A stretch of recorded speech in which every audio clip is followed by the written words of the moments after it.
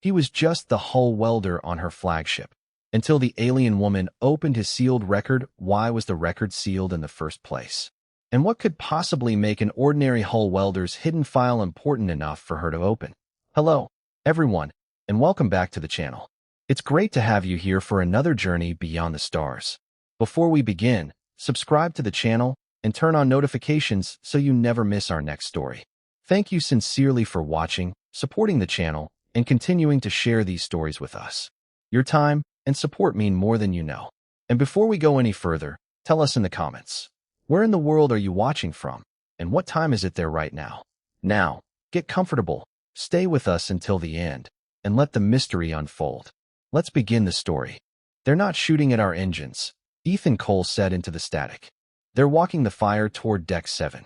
The words left his helmet as calmly as if he were calling out a pressure reading, which was almost absurd considering he was standing on the outside of a warship with nothing beneath his magnetic boots but black space and a planet glowing blue nearly 20,000 miles below. The Sovereign Dawn shuddered under him. Not hard, just enough to make the half-finished weld tremble beneath the white flame of his torch. Ethan killed the arc, tasted metal at the back of his throat through the suit recycler, and watched 3 distant flashes crawl across the flagship's starboard silhouette in a pattern that made an old instinct stir somewhere he kept locked away. His visor painted the hull in pale diagnostic lines. Temperature stable. Suit pressure stable. Oxygen reserve 43 minutes. The ship itself was another story. Maintenance 3. Repeat your last transmission, a sharp voice answered. Ethan knew the tone. Bridge officer. Young enough to sound offended that a hull welder had spoken on a command channel. He anchored his left boot, leaned closer to the damaged seam, and listened through his gloves to the faint vibration traveling through the armor plating. Incoming pattern is shifting aft to forward, he said. Deck 7 is next. A pause. Then, threat analysis shows primary targeting on propulsion. Ethan looked across the long silver curve of the flagship. Tiny maintenance lights blinked along its surface like fireflies trapped against a cathedral. Beyond them, enemy vessels were barely visible, little more than moving stars. Then your threat analysis is late. The channel went silent. Ethan almost smiled. Somewhere several decks above him, someone was probably deciding which regulation covered insolent civilian welders. He turned his torch back on. Blue-white light splashed across his visor, illuminating the old burn marks along the knuckles inside his glove where the material had thinned with use. The weld pool brightened, flowed, settled. 3 seconds passed. 4. 5. The Sovereign Dawn groaned beneath his boots, a deep mechanical sound more felt than heard. Ethan stopped again. He counted the distant flashes without meaning to. 6. 7. 8. Cole, his supervisor snapped over the private maintenance frequency. What are you doing on command traffic? Working. You just told the bridge their tactical system is wrong. It is. You're a hull welder. Ethan glanced toward the narrow observation windows running along the flagship's upper spine. One of them caught a faint turquoise reflection from someone standing inside. He could not make out a face, only the still outline of a tall woman surrounded by officers. Commander Lyra Vare, most likely. Her ship. Her battle. Her rules. Ethan lowered his eyes to the weld. Yeah, he said. I know. 10 seconds after his warning, every light along Deck 7 flickered at once. The hull gave a sudden, heavy vibration. His visor filled with amber alerts. For half a heartbeat, nobody spoke. Then the bridge channel came alive with overlapping voices, recalculations, redirected power, emergency seals. Ethan said nothing. He simply watched the tactical flashes shift exactly where he had known they would, then reignited his torch and went back to work. Inside the observation gallery, Commander Lyra Vare did not look at the battle display. She looked at the lone human standing outside her flagship, welding in the dark. By the time the last warning light faded from the maintenance deck, Ethan Cole had already become invisible again. That was the strange thing about ships. A man could tell the bridge where the next strike would land, then spend the following hour scraping slag from a seam while officers walked past without learning his name. Ethan preferred it that way. The lower decks of the Sovereign Dawn smelled of hot insulation, coolant, and the bitter mineral tang left behind by fresh welds. Emergency lights washed the corridor in amber as repair crews moved around him, checking pressure seals and power conduits. Ethan sat on an overturned equipment case with one glove between his teeth while he tightened the fastening strip around his right wrist. "You really guessed?" a voice asked. He looked up. Noah Briggs, one of the younger human technicians assigned to structural maintenance, stood beside him holding a diagnostic scanner against his chest. Noah could not have been more than 24, all restless energy and questions. "Guessed what?" Ethan asked. "Deck 7. Lucky guess." Noah stared at him. "You called it before Tactical did." Ethan pulled his glove free and flexed his fingers. "Machines miss things. The Sovereign Dawn has a military prediction core worth more than our entire maintenance division." Then it was an expensive miss. Noah laughed once, but Ethan did not. He reached for a fresh welding sleeve. The movement pulled his cuff back several inches. Beneath the pale skin of his wrist, half hidden among old heat scars, was a dark crescent-shaped mark crossed by 3 narrow lines. It was too precise to be accidental. Noah noticed it. "What is that?" Ethan immediately pulled the cuff down. "Nothing." That did not look like nothing. Most things do if you stare long enough. He stood and lifted his tool case before Noah could ask again. Across the corridor, a door opened with a soft hydraulic sigh. Conversation stopped. Commander Lyra Vare stepped through with 4 senior officers behind her. She did not need an announcement. The deck seemed to straighten around her. Her turquoise skin caught the amber emergency lighting with a faint iridescent sheen, and her silver-white hair was secured tightly behind her head in the formal style of Varen command. Crew members moved aside before she reached them. Ethan did the same. He lowered his eyes, shifted his tool case, and became what his uniform said he was. Maintenance. Lyra walked past, then stopped. Ethan felt it before he looked up. Her pale violet eyes were fixed on his wrist. More specifically, on the small portion of the mark his sleeve had failed to cover. Something changed in her expression. Not recognition exactly. Recognition would have been cleaner. This was the look of someone hearing the first notes of an old song and realizing she had once known every word. "Mr. Cole," she said. The use of his name made Noah glance sharply between them. Ethan remained still. "Commander." Lyra studied him for another second. "Your prediction during the engagement." "Lucky guess." Her eyes narrowed slightly. "That seems to be a fortunate habit of yours." Ethan offered no answer. Somewhere above them, machinery restarted with a deep vibration that traveled through the deck plates.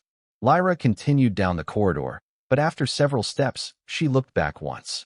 Ethan was already kneeling beside an access panel, welding torch in hand, as if nothing unusual had happened at all. Yet Lyra carried one question with her toward the bridge, and it had nothing to do with Deck 7. She had seen that mark before. She simply could not remember where. Commander Lyra Vare returned to the bridge with Ethan Cole's strange wrist mark still lodged in the back of her mind. But Ethan did not know that. He knew only that the Sovereign Dawn had survived the engagement, that Deck 7 had lost pressure for 17 seconds, and that someone had signed off on a temporary repair he did not trust. 3 hours later, he was standing beneath a service gantry with a scanner pressed against the inner hull when the command deck opened above him. He heard the change before he saw it. Boots became quieter. Conversations shortened. Even the maintenance crews seemed to work with straighter backs. Ethan glanced upward and saw Lyra descending the steel stairway toward engineering. In brighter light, her appearance was impossible to mistake. Her turquoise skin held a subtle, iridescent quality that shifted between blue and green beneath the overhead lamps, and her silver-white hair was secured in a precise military knot. Pale violet eyes moved constantly, taking in machinery, crew positions, warning indicators, and exits. Ethan had served around enough leaders to know the difference between someone who wore authority and someone who carried it. Lyra carried it. What interested him more was where she stood. When the chief engineer activated a holographic damage map, the senior officers instinctively formed a protective crescent around their commander. Lyra stepped through them and moved closer to the display. Closest, in fact, to the unstable coolant manifold marked in red. Ethan watched her for half a second longer than he intended. She was not careless. She understood the risk. She simply refused to let other people stand nearer to danger than she did. That earned something from him. Not admiration yet. Respect was harder to earn and easier to lose. But something. Section 12 will be restored within 2 hours, the chief engineer said. Ethan looked down at his scanner. The numbers disagreed. No, it will not, he said. Silence spread outward from him. The engineer turned slowly. Excuse me. Ethan raised the scanner. The outer seam is still flexing. If you repressurize on schedule, the plate will distort. One of Lyra's officers gave him a cold look. The structural model has already cleared the section. Ethan tapped the hull with 2 knuckles. A faint metallic hum answered. The model is not standing here. Lyra approached. Up close. Her gaze was sharper than he remembered. You are the welder from the external repair team. Yes, Commander. And now you are questioning my engineering staff. I am questioning the hull. Her eyes narrowed. Does it answer? Ethan tapped the plate again. Better than most officers. Noah Briggs, working 10 feet away, suddenly became fascinated by a toolbox. The chief engineer looked offended. Lyra did not. For the briefest moment, something almost amused passed through her expression. Then it was gone. Explain. Ethan showed her the stress reading, the temperature difference between the inner and outer plates, and the irregular vibration pattern his scanner had flagged. Lyra listened without interruption. That surprised him more than anything. She did not defend her officers. She did not defend herself. She simply listened. When he finished, she looked at the engineer. Delay repressurization. The officer hesitated. Commander, our schedule. The schedule can survive 2 hours. Her eyes returned to Ethan. Can the hull? Ethan considered the readings. If nobody rushes it. Lyra gave a small nod. Then nobody will. She turned and walked toward the next inspection station, her officers following close behind. Ethan watched her leave, then lowered his scanner. He had expected arrogance from someone who commanded 11,000 lives. Instead, he had found a woman willing to change course when the evidence changed. That was rarer than rank. And for the first time since coming aboard the Sovereign Dawn, Ethan wondered whether Commander Lyra Vare might be more dangerous to his quiet life than any enemy ship. The order came down just before the artificial night cycle, when the Sovereign Dawn was still carrying the quiet aches of battle. Ethan Cole was standing inside Section 12 with a thermal scanner in one hand and a welding torch clipped to his belt when a command message flashed across the maintenance console. Advanced repair schedule. Repressurize compartment in 30 minutes. Ethan read it twice. Then he looked at the hull plate in front of him and listened. The metal gave a faint, uneven ticking as it cooled.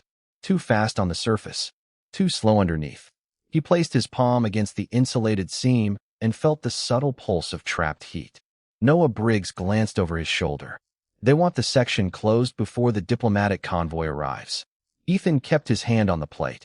Then they want the wrong thing. Noah lowered his voice. That order came from command. Pressure does not care where orders come from. 20 minutes later, a senior Varan officer arrived with 2 engineering supervisors and enough irritation to fill the compartment. Why has the repressurization sequence not begun? Ethan did not look away from the scanner. Because the inner weld has not stabilized. It passed automated review. The automated review is wrong. The officer stepped closer. You are being instructed to complete the seal. Ethan finally turned. His voice stayed even. No, the word seemed louder than any alarm. Noah stopped moving. One supervisor looked toward the door as if expecting security to appear. The officer's expression hardened. You are refusing a direct order. I am refusing to pressurize a bad seam. That is not your decision. It is if I am the one signing the repair. Footsteps sounded in the corridor. Commander Lyra Vare entered without ceremony, her silver-white hair catching the cold overhead light. Her violet eyes moved from the officer to Ethan, then to the inactive pressure controls. Explain. The senior officer spoke first. Commander, the welder is delaying restoration over a minor thermal variance. Ethan held out the scanner. The outer plate is cooling faster than the support frame. If we pressurize now, the load shifts unevenly. Lyra studied the numbers. Probability of failure? Low. The officer seized on the answer. There. You see. Ethan continued. Low is not 0 when 73 people work on the other side of that wall. Lyra looked at him for a long moment. Do humans commonly refuse commanders? Ethan met her gaze. Only when commanders are wrong. Noah slowly looked down at the floor. The senior officer drew a sharp breath, but Lyra raised one hand. Silence returned. How long? She asked. 45 minutes. Maybe an hour. And after that, it will hold. Lyra turned to the engineering supervisors. Delay repressurization. The senior officer stared at her. Commander, the convoy schedule is fixed. Then the convoy can wait. She looked back at Ethan. You have 1 hour. That is enough. Lyra left with her officers, and the compartment breathed again. Ethan returned to the seam. 48 minutes later, the internal stress reading dropped into the safe range. When pressure was finally restored, the hull remained steady. No vibration, no warning tone, nothing dramatic at all. That was the point. Later, Lyra reviewed the repair report alone. At the bottom was Ethan Cole's signature, plain and unadorned. She found herself staring at it longer than necessary. Most people aboard her flagship obeyed because of the rank on her uniform. Ethan had looked directly at that rank and chosen 73 unseen lives instead. For the first time, Lyra understood why his refusal had not sounded like disrespect. It had sounded like responsibility. The accident began with a sound so small that Ethan almost ignored it. A thin metallic chirp. One note, high and wrong, somewhere behind the plating near Section 14. He stopped walking. Commander Lyra Vare was 10 feet ahead of him with 2 engineering officers, reviewing the repair schedule after their disagreement the previous night. Around them, the compartment hummed with coolant pumps, ventilation fans, and the steady vibration of a ship trying to convince everyone it was healthy again. Ethan heard the chirp a second time. Stop, he said. Lyra turned. One officer frowned. What is it now? Ethan raised one hand. The deck beneath his boots gave a faint tremor. Then the wall seam flexed inward. Everybody back. The words were barely out when the pressure alarm erupted. Air rushed toward a widening fracture in the hull panel, pulling loose tools, fabric, and maintenance tags across the floor. Emergency lights flashed red. A young Varan technician near the far workstation lost her footing and slid toward the damaged section. Ethan had perhaps 3 seconds. The emergency seal control was 6 feet to his left. The technician was farther away. The seal would protect the compartment faster. It was also the safer choice. Ethan moved toward the technician. He caught her forearm, dropped his center of gravity, and locked one magnetic boot to the deck. The pull increased as the fracture opened another inch. Lyra grabbed a support rail while the engineering officers struggled toward the manual pressure controls. Seal the section, someone shouted. Ethan pulled the technician close enough for her boots to reconnect with the deck magnets, then pushed her toward Lyra. Get her behind the brace. Lyra caught the technician and guided her into the protected alcove. Ethan turned back. The automatic emergency plate had deployed but stopped halfway across the fracture, its track jammed by warped metal. The pressure gauge continued falling. He crossed the deck in short, heavy steps, each magnetic boot striking with a sharp metallic click.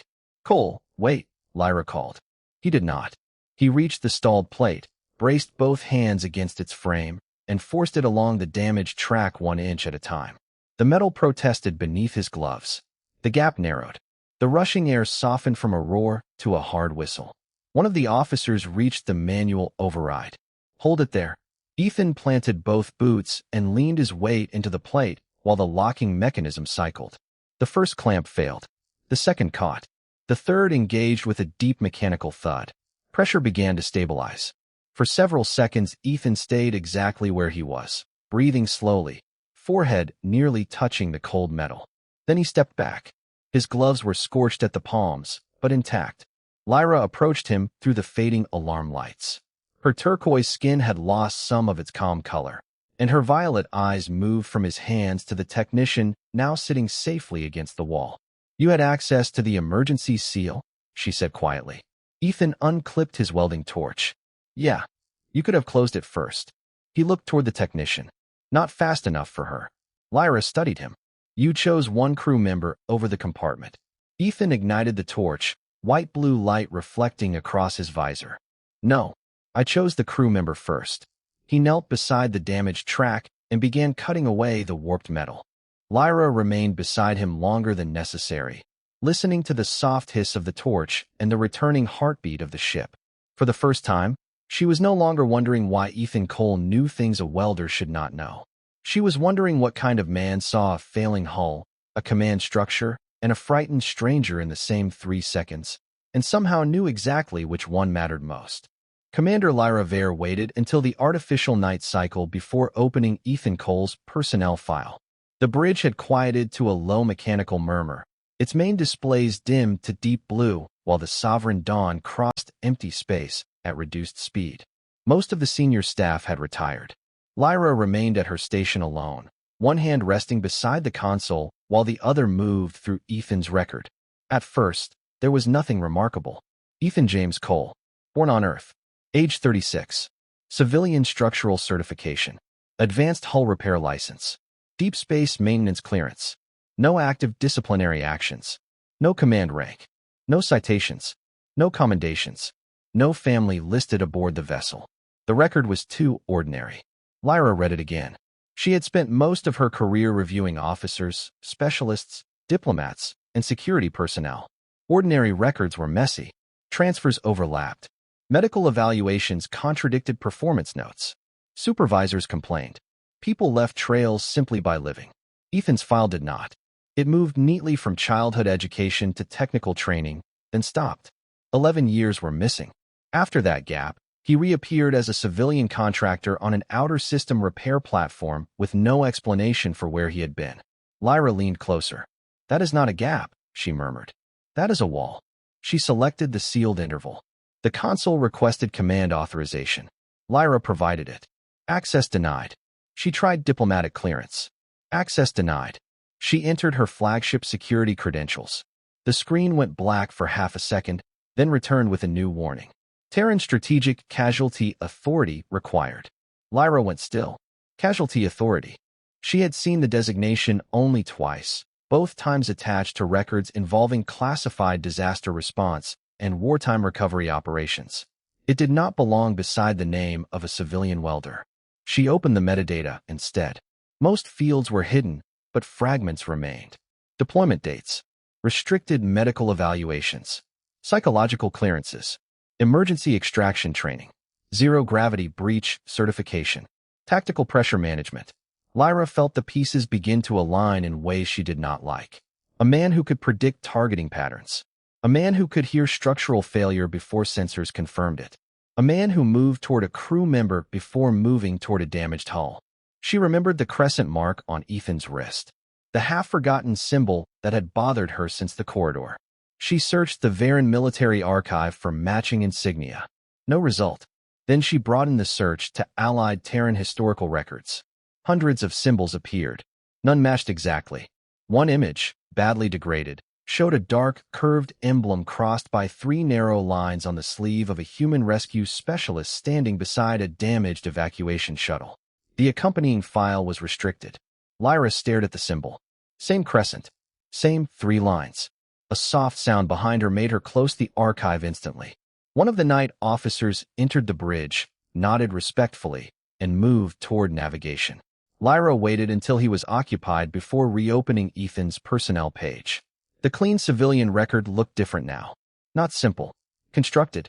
She selected the sealed years one final time, knowing the system would refuse her again. It did. But this time, beneath the denial, a single line flashed for less than a second before disappearing. Previous identity linked to blackline operations. Lyra froze. She had heard that word before. Not in a personnel database. In history lessons. In casualty memorials. In stories officers told quietly after long deployments. Blackline. Lyra looked through the forward glass at the stars, then down toward the unseen maintenance decks beneath her feet. Somewhere below, Ethan Cole was probably repairing another piece of her ship as if he were exactly what his badge claimed. For the first time, Lyra was certain of one thing. He was not. "You know, Commander, most people inspect hull damage from inside the ship." Ethan Cole's voice came through Lyra Vare's helmet speakers as a low, dry murmur, almost lost beneath the steady rhythm of their breathing systems. "Most people are not responsible for 11,000 lives," she answered. Ethan glanced over his shoulder. Magnetic boots held both of them to the outer plating of the Sovereign Dawn, nearly 300 feet from the nearest airlock. Below them, a blue gas giant filled half the sky, its pale storms turning slowly beneath ribbons of white cloud. Starlight reflected across Lyra's visor, turning her turquoise features into shifting shades of blue and silver. She had insisted on joining the external inspection herself after another sensor inconsistency appeared near the repaired section. Ethan had argued for exactly 12 seconds before realizing she had no intention of changing her mind. Now she followed him along the hull with surprising confidence. "Step over the darker plate," he said. Thermal expansion made the edge uneven. Lyra adjusted her footing. "I can see it." "Good. You sound disappointed." "I was hoping to feel useful." "You may carry my equipment." Ethan looked at the diagnostic case clipped to her suit. "That sounds dangerously close to an order." "Consider it a privilege." The corner of his mouth moved behind the visor. Lyra noticed. For several minutes they worked without speaking. Ethan checked the weld lines while Lyra recorded pressure readings and structural temperatures. Out here there were no officers standing at attention, no command deck, no uniforms visible beneath pressure suits. Only two people attached to a ship by magnetic boots and faith in engineering. Lyra found the simplicity unsettling. She was accustomed to rank defining every conversation. Ethan seemed almost relieved when rank became impractical. He knelt beside a seam and passed his scanner across the metal. "Stable," he said. "Better than yesterday." Lyra looked at his wrist as he reached forward. The cuff of his suit had shifted just enough to reveal the dark crescent crossed by 3 narrow lines. "Black line." The word returned immediately. She had spent hours afterwards searching restricted historical references, finding only fragments, memorial entries, and sealed operational summaries. Every path stopped before reaching Ethan. "What happened 11 years ago?" she asked. Ethan's scanner stopped moving. The silence that followed felt different from the quiet of space. He did not ask what she meant. That told her enough. He resumed the scan. "Nothing I want back." Lyra watched him carefully. "Your personnel history disappears for 11 years. Sounds peaceful. It is classified under Terran Strategic Casualty Authority." "That sounds less peaceful." "And you carry the insignia of Black Line." Ethan looked toward the planet instead of her. Blue light rolled across his visor. For a moment his breathing became the only sound in her helmet. "You opened my file." "I attempted to." "That was not my question." Lyra paused. "Yes." He gave a small nod, not angry, not surprised. Somehow that troubled her more. "Will you tell me what Black Line was?" she asked. "No, why?" Ethan placed one gloved hand against the hull, feeling a vibration too subtle for Lyra to sense. "Because some things become stories after enough people repeat them." He looked at her then. "The people who live them usually remember something else." Lyra could have ordered him to explain. She could have threatened his contract, invoked security authority, demanded disclosure aboard her own flagship. Instead, she said, "Then I will not ask again." Ethan studied her through the glass between them. Something in his expression softened, almost too small to notice. "Thank you." They returned to work. Minutes later, Lyra passed him a calibration tool before he asked for it. Their gloves touched briefly, nothing more than 2 pressure suits meeting over cold metal, but neither moved away immediately. Beneath them, the giant planet turned in silence. Above them, the stars remained indifferent. Ethan finally took the tool. "You are getting better at this." "At hull repair?" "At listening." Lyra looked toward him. "Do not become accustomed to it." Ethan's quiet laugh traveled through her helmet, warm against the frozen dark, and for the first time since she had found the sealed years in his record, Lyra stopped wondering what Ethan Cole had once been. For a few minutes, the man beside her was enough. The answer came to Lyra Vare 6 hours after she and Ethan returned from the hull, and it arrived disguised as an old historical citation buried in a Varan archive. She had not searched his name. She had promised herself she would not pry again.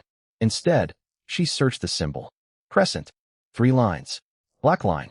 The archive returned a partial record from the Kestrel Reach evacuation 11 years earlier, when a civilian medical convoy had been trapped during a collapsing battle corridor. Most of the document was administrative language, casualty estimates, ship identifications, and diplomatic notes written by people who had not been there. Then one paragraph stopped her cold. A Terran breach and extraction unit had ignored an ordered withdrawal and remained behind to guide disabled civilian vessels through a failing navigation corridor. The unit designation was Black Line 9. Its field commander was listed only by operational call sign. Black Line Actual. Lyra read the line twice. Then a third time. The crescent insignia appeared beside the archived unit seal. Same shape. Same 3 marks. She leaned back in her chair, pale violet eyes fixed on the screen while the bridge lights dimmed around her. Ethan's voice returned to memory. Some things become stories after enough people repeat them. The people who live them usually remember something else. Suddenly that sentence felt heavier. She opened a second archive. This one was not restricted, only old. A Varan officer's memoir described the Kestrel Reach evacuation in a few careful paragraphs. The writer had been a junior navigator aboard one of the civilian ships. He remembered a human voice guiding frightened crews over open emergency channels while systems failed around them. Calm, precise, never raising its volume. The memoir did not give the man's name. It called him only Blackline Actual. Lyra stared toward the command deck doors. Somewhere below, Ethan Cole was probably drinking bad maintenance coffee and pretending he had never been anyone important. She stood. Before she reached the corridor, the ship-wide alert sounded. Not the soft warning tone used for repairs. This was deeper. 3 descending pulses. Every bridge station brightened at once. Commander, the tactical officer called, multiple system failures across weapons control. Lyra crossed the bridge in seconds. Cause: unknown. Targeting arrays are locking and releasing without input. Another officer turned from navigation. We are also losing authentication on internal security channels. Lyra's expression hardened. External attack. No confirmed hostile contacts. That was worse. The Sovereign Dawn continued forward through quiet space. Engines steady. Stars unchanged beyond the glass. Yet inside the ship something was slipping out of command. Lyra watched diagnostic warnings spread across the tactical display in branching amber lines. Weapons control. Security routing. Command authentication. Too many unrelated systems to fail together. Someone had planned this. The bridge doors opened behind her. Ethan stepped through wearing his gray maintenance uniform. One glove clipped to his belt.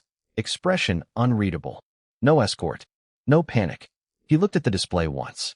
Just once. How long has weapons control been cycling? He asked. The tactical officer bristled. This is a secured command deck. Ethan ignored him. Commander, Lyra answered. 41 seconds. His eyes moved to security routing. And internal authentication? 30. Ethan went very still. Lyra knew that stillness now. It was the moment before he trusted an instinct he did not explain. This is not a system failure, he said. Someone is testing how fast you react. The bridge fell silent. Lyra looked at him, then at the crescent mark barely visible beneath his cuff. Blackline Actual. She finally remembered where she had heard that name before. Before she could say it, every command screen on the bridge went dark. For 3 seconds, the bridge of the Sovereign Dawn was completely dark. Then emergency strips ignited along the floor, washing every face in low red light. Ethan Cole did not move. He listened. Cooling fans slowed. Command relays clicked behind the walls. Somewhere beneath the deck, a security lock cycled twice when it should have cycled once. Nobody touched the consoles, he said. One of Lyra Vare's officers turned sharply. You are not authorized to give orders here. Ethan looked toward the sealed bridge doors. Neither is whoever just took control of your ship. The words landed harder than the darkness. Lyra stepped beside him. Explain. Weapons control failed first. Then internal security. Then command authentication. That sequence is deliberate. A remote intrusion?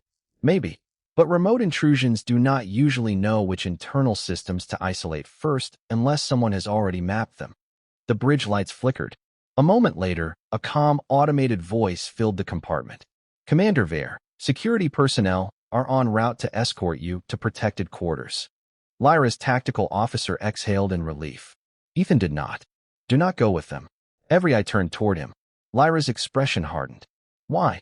Ethan pointed toward the door. Because whoever locked you out of your own command network still has access to your internal security announcements. That does not prove the security team is compromised. No, he glanced at the dark consoles. It proves someone wants you to trust them.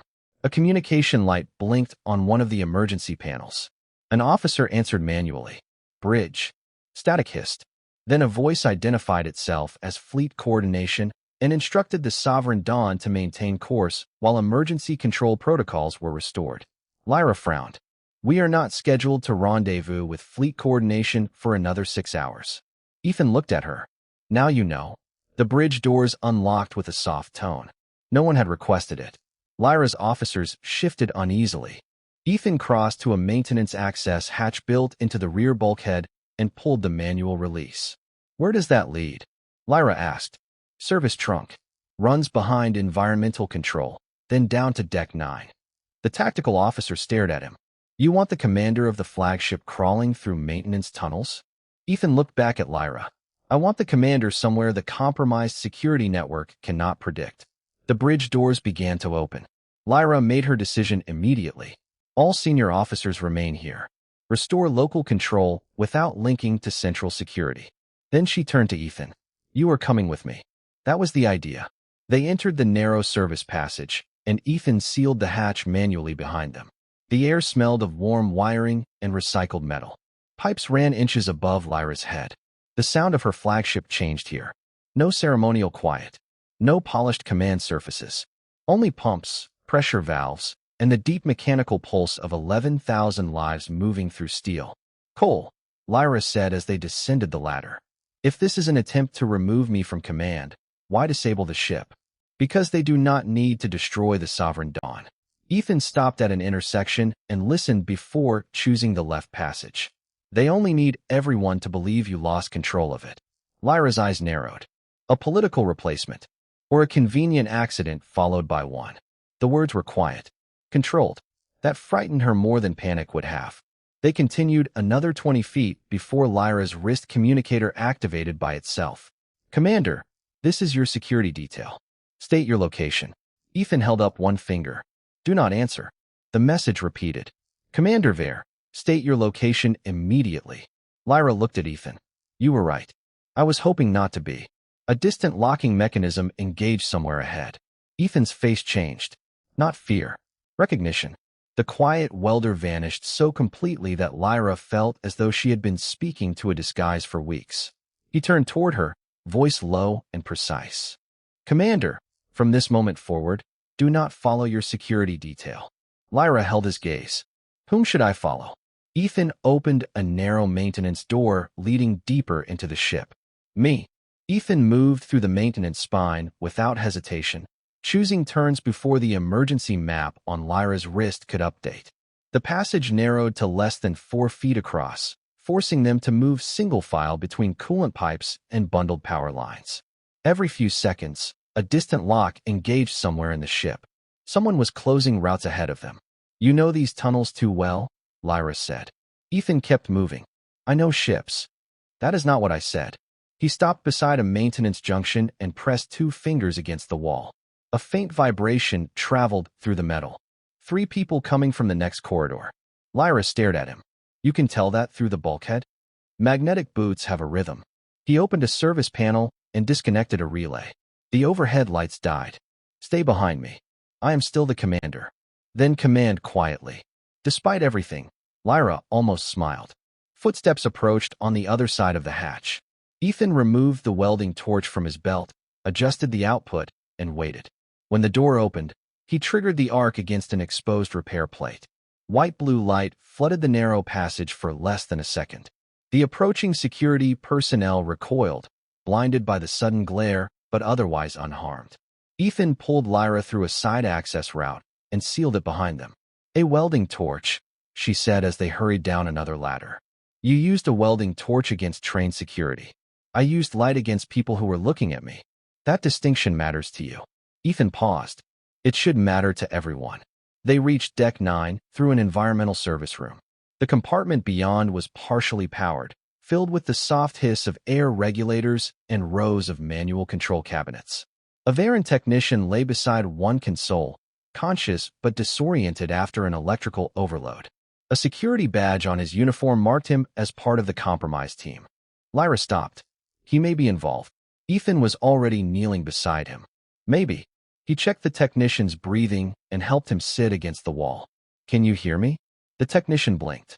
Commander? His eyes widened when he saw Lyra. I was ordered to reroute access control. They said it was a security drill. Ethan looked at Lyra. Not everyone inside a bad plan knows they are inside it. He handed the technician a portable oxygen mask, then stood. Stay here. Lock the door after us. Lyra followed Ethan into the adjoining engineering corridor. You could have left him. Yes. He may have helped trap us. Also yes. And you still stopped. Ethan glanced at her. He needed help. The simplicity of the answer silenced her. At the next junction, Ethan removed a wall panel and exposed an old analog control bus. Central Security runs digital authentication. Maintenance overrides do not. You planned for this? No. Then how do you know where the manual systems are? His hand stopped for the first time. The question hung between them. Lyra watched the old crescent insignia appear again as his sleeve shifted. Black Line 9, she said quietly. Ethan did not look at her. I know the name now. Then you know enough. I know it was a Terran breach and extraction unit. His jaw tightened. I know its field commander was called Black Line Actual. Silence. Even the ventilation seemed louder. Lyra stepped closer, not as a commander demanding an answer, but as someone finally facing the shape of the truth. Was that you? Ethan reconnected two wires. The manual panel came alive. A green path appeared toward emergency shield control. He exhaled slowly. That name belonged to another life. Before Lyra could respond, an alarm sounded through the deck. The shield network was beginning to collapse. Ethan looked at the route, then at her. Whatever history he carried could wait. 11,000 people could not. We need to move. Lyra nodded. This time, she did not ask where. She simply followed. The emergency shield control room was colder than the rest of the ship, filled with the dry hum of backup processors and the faint smell of overheated circuitry. Ethan Cole stood over the manual console, while Commander Lyra Vare watched the shield network struggle back toward stability one section at a time. Green indicators appeared across the display, slow but steady. For the first time in nearly 20 minutes, the Sovereign Dawn seemed to breathe normally again. Then Lyra's wrist communicator vibrated. A secure authorization notice appeared across the screen. Terran Strategic Casualty Authority. Request approved. Ethan saw the reflection in her visor. His hand stopped moving. Neither of them spoke. Lyra looked at him. I can leave it unopened. Ethan stared at the green shield indicators. You already came this far. His voice was quieter than before. Read it. Lyra touched the authorization. The file opened without ceremony. No medals appeared. No portrait. No heroic language. Only numbers. 312 civilians recovered. 47 crew members extracted. 6 Blackline personnel lost during final evacuation phase. Lyra felt something tighten beneath her ribs. She continued. Major Ethan James Cole. Terran Emergency Operations Command. Blackline 9. Field designation, Blackline Actual. The man standing beside her did not look like a major. His gray maintenance uniform was stained with sealant. One sleeve was worn at the cuff.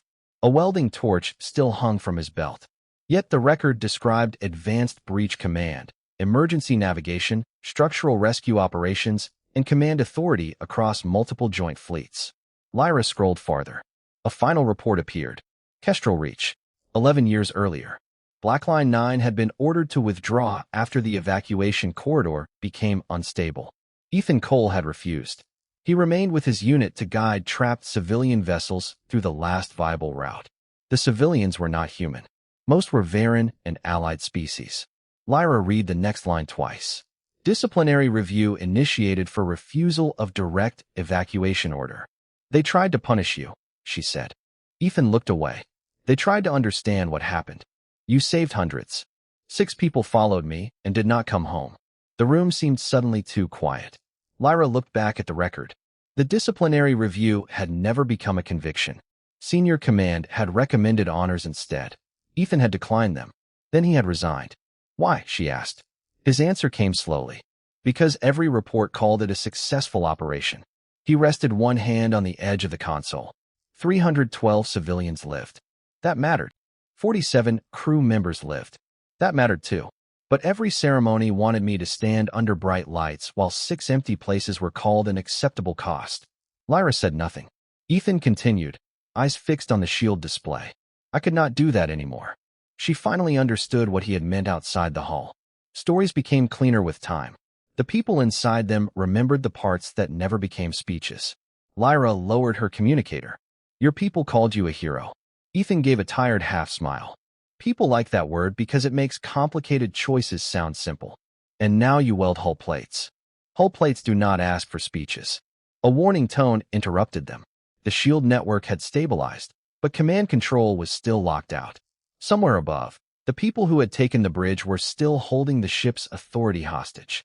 Ethan reached for the manual routing controls. Lyra caught his wrist before he could turn away. Not firmly, just enough to make him look at her. Ethan. It was the first time she had used his first name. Those 6 people are part of the story too. His expression changed almost imperceptibly. Lyra released his wrist. But so are the 359 who came home. For several seconds, Ethan could not answer. Then the console sounded again. He looked toward the route leading back to the bridge. We still have 11,000 more to worry about. Lyra nodded. This time, when they moved, she no longer followed a welder through the dark. She followed the man who had once carried an entire evacuation corridor on his voice and had spent 11 years trying to become ordinary again. The route to manual shield coupling ran through a narrow engineering spine beneath the command decks, where the air carried the sharp scent of ozone and overheated insulation. Ethan moved quickly, but Lyra noticed something had changed in him after she opened the record. He was still precise, still calm, yet the old certainty had returned too completely. It was the kind of focus that made no room for his own safety. The bridge override is 30 yards ahead, he said. If I reconnect the manual coupler, command should regain partial control. Lyra looked at the warning symbols pulsing across the wall panel. The conduit chamber is unstable. I noticed. Then we find another way. Ethan opened the maintenance hatch. Warm air rolled out. There is no other way fast enough. Lyra caught his arm. You are not going in there alone. His gray eyes met hers. Commander, if the shield network drops while we are still locked out, 11,000 people become dependent on whoever controls the bridge. And your solution is to make yourself expendable? Ethan's expression hardened. My solution is to fix the ship. No, the word stopped him. Perhaps because it sounded so much like the word he had used against her only days earlier. Lyra stepped between him and the hatch. You told me pressure does not care about rank. Neither does responsibility. Ethan stared at her. Lyra. It was the first time he had used her name without a title. Move. No, for 1 second. Despite alarms and failing systems, something almost amused flickered in his eyes. Do Varen commanders commonly refuse specialists? Only when specialists are wrong. Ethan exhaled through his nose. You have been waiting to use that. Yes. The chamber beyond them flickered with blue emergency light. Lyra studied the manual controls. Tell me what must be done. The coupler has 2 mechanical locks. They have to be released simultaneously, then the power bridge has to be reset from the opposite panel. So one person cannot do it safely. Ethan said nothing. That silence answered her. Lyra's voice softened. You were going to try anyway. I have done worse. That is not an argument. They entered together. Heat pressed through Ethan's uniform almost immediately. Lyra moved to the far control panel while he reached the first lock. On 3, he said. 1, 2, 3. Both mechanisms turned. The chamber lights flashed white. Power surged through the system with a deep rising hum, and the shield display changed from amber to green. Then Ethan's panel released a sudden burst of electrical heat. He stumbled backward, more surprised than hurt, but his foot caught on the raised service track. Lyra crossed the chamber before he could recover and pulled him clear as the automatic barrier descended between the coupler and the walkway. I had that, Ethan said, breathing hard. Of course you did. You sound unconvinced. I learned from a very irritating human. The main lights returned. Somewhere throughout the Sovereign Dawn, command systems began reconnecting. Lyra still had one hand around Ethan's arm. She did not release it immediately. You once stayed behind because everyone else needed to leave, she said. That does not mean you must keep doing it forever. Ethan looked at her, and for once he had no quick answer. Lyra released him only when the bridge channel crackled back to life. Commander Vare, partial control restored. We can isolate the unauthorized network. Ethan glanced toward the corridor leading upward. Then this is your ship again. Lyra looked at him. Our ship, Mr. Cole. He raised an eyebrow. That sounds dangerously close to equality. Do not become accustomed to it. Together they turned toward the bridge, neither walking ahead of the other. 3 days later, the Sovereign Dawn was quiet again. Not truly quiet, of course. Ships that carried 11,000 people never were. Pumps cycled behind the walls. Cargo lifts hummed through distant shafts. Repair drones clicked across damaged plating. But the alarms were gone, command authority had been restored, and the internal investigation had already identified the officers who had tried to remove Lyra Vare from command. Ethan Cole had given one statement, answered exactly what was asked, then returned to maintenance before anyone could turn him into something larger than himself. Lyra found him in Auxiliary Bay 4, kneeling beside a cracked hull panel with a thermal scanner in one hand. "You are difficult to locate when you do not want to be found," she said. Ethan looked up. "That sounds like a command problem. It is becoming a personal one." He stood slowly, wiping sealant from his glove. Lyra held a data tablet against her side. "Terran Command has authorized the release of your service record to my senior staff." Ethan's expression changed. Not fear, not anger, just fatigue. "I figured they might. The Varen Council also wants to recognize your actions." "No," Lyra almost smiled. "I had not yet told you what they intended to offer." "Does it involve a uniform?" "Possibly." "Then no." She stepped closer. "They could restore your rank." Ethan looked past her toward the maintenance bay windows, where the stars stretched across black space. That rank belonged to a man who thought he had to carry everyone. "And who are you now?" "A man who knows better." Lyra studied him for several seconds. "What do you want me to do with the record?" Ethan answered without hesitation. "Seal it again." "Why?" "Because people treat history like permission." He lifted the scanner. "Once they know what I used to be, every decision I make becomes a story about Blackline. Every mistake becomes a disappointment. Every good choice becomes proof that I am still that man." Lyra's voice softened. "And you are not." Ethan looked down at the old crescent mark on his wrist. "I am Ethan Cole. That should be enough." Lyra nodded once. "Then it will remain sealed." 2 hours later, she stood inside an airlock wearing a maintenance pressure suit while Ethan stared at her through his helmet visor. "No, that is becoming your favorite word. Commanders do not weld. Apparently welders do not command either." Ethan looked at the torch clipped to her belt. "You know how to use that?" "You explained it yesterday." "That is not the same thing." "Then supervise me." The outer door opened. Starlight poured across them. Together they stepped onto the hull, magnetic boots locking to the silver plating. The Sovereign Dawn curved beneath their feet, scarred but steady, carrying thousands of lives through the dark.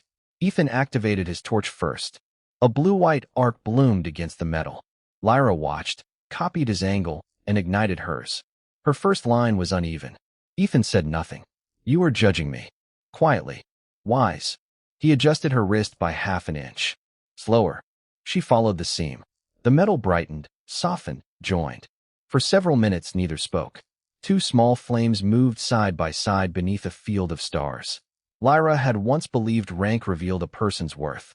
Ethan had once believed responsibility meant standing alone. Out there, on the cold skin of a wounded ship, neither idea survived for long. When Lyra finally looked toward him, Ethan was already watching the weld instead of the stars. "Better?" she asked. "Better." "High praise. Do not become accustomed to it." Her quiet laugh traveled through his helmet. Ethan smiled and returned to the seam. The record stayed sealed. The ship kept moving. And for the first time in 11 years, Ethan did not feel like he was hiding from the person he had been. He was simply working beside someone who knew and chose to stay.